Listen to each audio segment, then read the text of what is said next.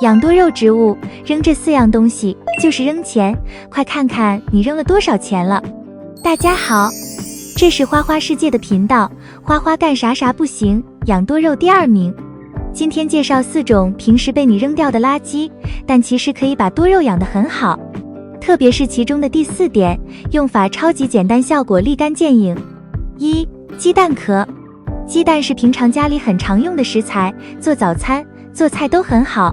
外边的早点摊、面点、蛋糕店也非常的多，蛋壳别扔，收集好，用来养花非常好用，可以放在冰箱冰冻里面，量大了一起处理。也可以直接把鸡蛋壳放在大太阳下直接晒，然后磨粉再加到花盆里面就可以，效果也不错。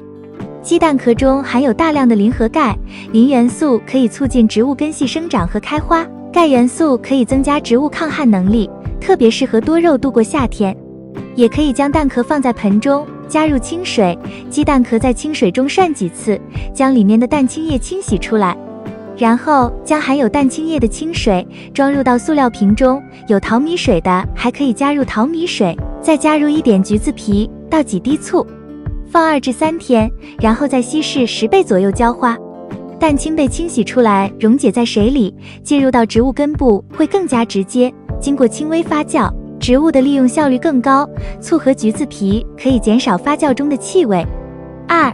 橘子橙子皮。秋冬的时候，柑橘类的水果很多，橘子和橙子就是最为常见的水果，量大也便宜，常吃可以补充维生素，对身体很好。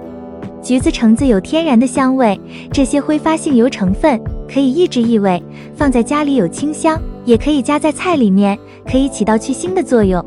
橘子、橙子皮可以用来做酵素，橘子和橙子先收集好，切碎，放到一个大一点的纯净水瓶子或者油桶瓶子里面，加入红糖。红糖和果皮的水比例为1:3:10，水大概加到70%满，盖子改好，不要盖得太紧，放到光照好的地方。橙子皮的做法是一样的，都是先切碎了再用。有些花友很聪明，在顶部套个气球，气多可以撑大气球，而不会胀破瓶，很大了以后要放气，避免撑破。前面2周，没几天看一看，打开盖子通通气，橘子橙子皮发酵沤肥，味道清新，没有臭味，等到橘子皮发酵有点酸酸的味道就可以用了。发酵好了以后，加水稀释10倍，用来浇绿萝吊兰，比正常养护要长得快上好几倍，叶子常年绿油油。除了做酵素，橘子橙子皮还可以加入到别的发酵沤肥中去，可以消除异味，也可以直接将酵素水倒进去，可以加快沤制速度，还能掩盖异味。橘子橙子皮水对于一些喜酸花卉特别的适用，比如多肉、杜鹃、栀子花、茉莉等花卉，用上之后可以缓解黄叶症状。3. 骨头。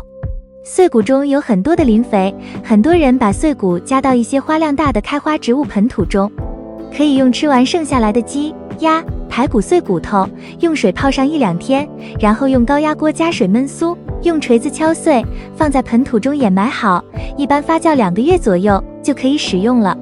也可以敲成小碎末，用的时候掺入到盆土中即可。不管是地栽还是盆栽的花卉都可以使用。骨头肥不仅利于排水，还可以提供磷肥，让花草开花，花大色艳。蟹爪兰、月季、茉莉等花草都可以用碎骨头肥，撒在花盆中，持续不断地提供磷肥，有利于花卉开花。用于地栽花卉，也能开出一片花海来。地栽花卉可以直接将敲碎的骨头埋在盆边，来年花开得很艳。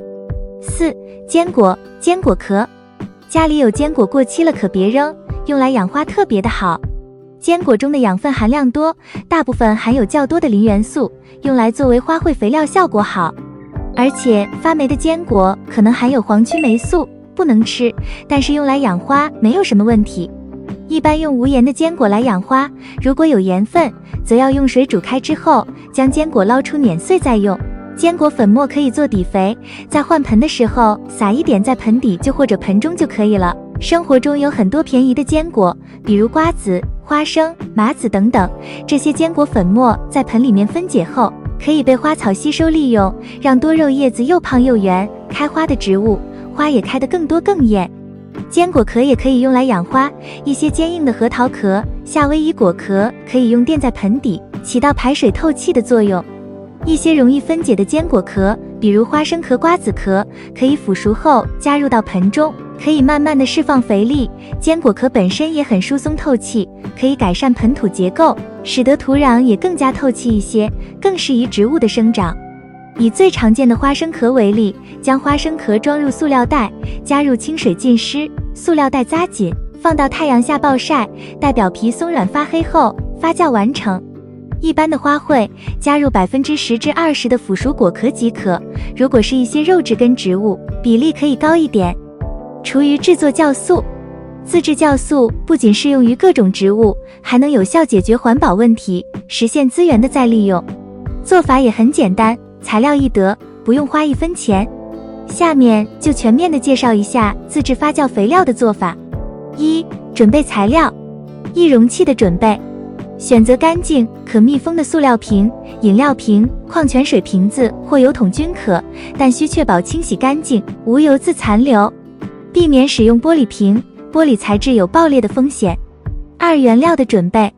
收集果皮、厨余菜叶、菜梗、鸡蛋壳、豆渣、过期牛奶等，像橘子、橙子、柚子等尤其推荐，它们做出来的酵素自带清新的香味，制作过程中也相对没那么臭。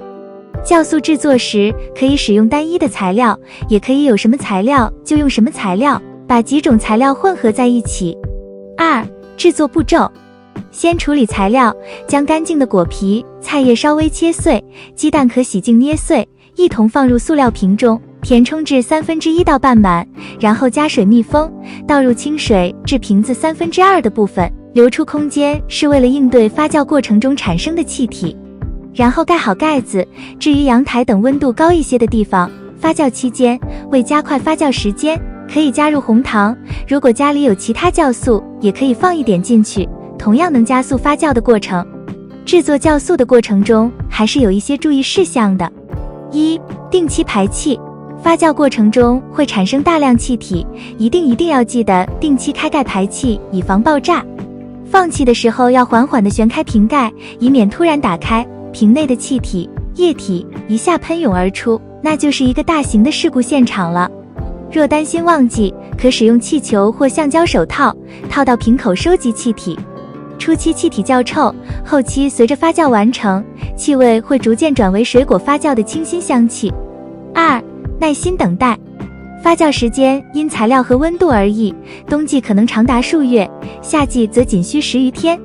切不可心急，如果还没发酵好的酵素拿来浇花的话，不但不能补充营养，反而恶臭会招来虫子，烧坏植物根系，造成诸多问题。3、发酵到什么程度？当瓶中不再产生气体，果肉、果皮等沉至瓶底，上层液体变得清亮澄澈时，即表示酵素制作成功。此时打开瓶盖，并没有异臭，有可能还会有果皮、蔬菜的清新香味，这个时候就可将其存放于阴凉处备用。3、使用方法。接下来我们说使用方法。环保酵素虽好，但切勿直接使用，以免浓度过高烧伤植物。建议稀释后使用，我一般采用30倍稀释比例，以确保安全有效。具体稀释倍数可根据植物种类、生长状况及土壤酸碱性灵活调整，无论是土培还是水培植物，均可安心使用。一般采用灌根的方式浇，也可以大比例的稀释后用于喷洒叶面或者擦洗叶片。使用时也有一些注意事项，若需同时达到杀菌防虫的效果，可在制作时加入大蒜、辣椒等有辣度的食材。初次使用时，建议多加水稀释，以避免烧根。随着经验的积累，可逐渐调整稀释比例，以适应不同植物的需求。至此，我们的环保酵素制作与使用指南已全部分享完毕。大家有什么问题，也可以评论打出来，我会陪着大家一起解决的。希望这份详细的教程能帮助大家轻松掌握自制肥料的技巧，让家中的植物在环保酵素的滋养下茁壮成长，更加安全分享的使用肥料，让植物长得更好，让长出来的植物可以放心的食用。以上就是今天的内容，如果你也有其他养护妙招，欢迎评论区留下宝贵意见。养多肉的朋友有任何养护问题，可以评论区留言，我看到后都会一一回复。如果觉得我的内容对你有所帮助，欢迎点赞、订阅并多多转发。感谢观看，感谢粉丝一直以来的喜欢和支持，我们下期见。